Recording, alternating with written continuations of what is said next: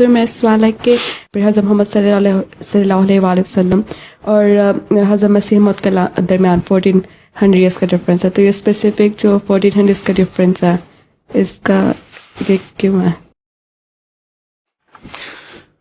14 کا جو 14 کا ایئر ہے نا، اس کی ایک حدیث نے یہ تشریح کی ہوئی ہے کہ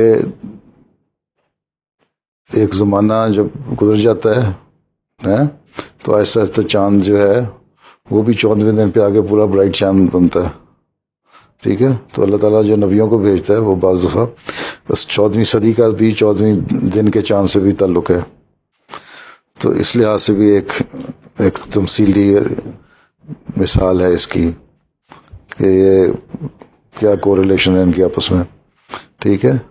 تو ایک زمانہ آتا ہے اس میں، یہ تو نہیں تھا اندھیرا ہوتا ہے لیکن اندھیرے میں روشنیاں آتی رہتی ہیں چھوٹی چھوٹی چھوٹی، آخر فل مون آ جاتا ہے۔ فل مون جو آتا ہے وہ ایسے لوگ جو نون نبی ہوتے ہیں ان کو اللہ تعالیٰ پھر بھیج دیتا ہے، ٹھیک؟ وسلم کے اور حضرت عیسیٰ کے درمیان بھی 14 وسلم اور مسیح علیہ السلام کے 14 کا، حضرت موسیٰ اور حضرت عیسیٰ کے درمیان 1400 سال کا ذکر ہے، فرق ہے۔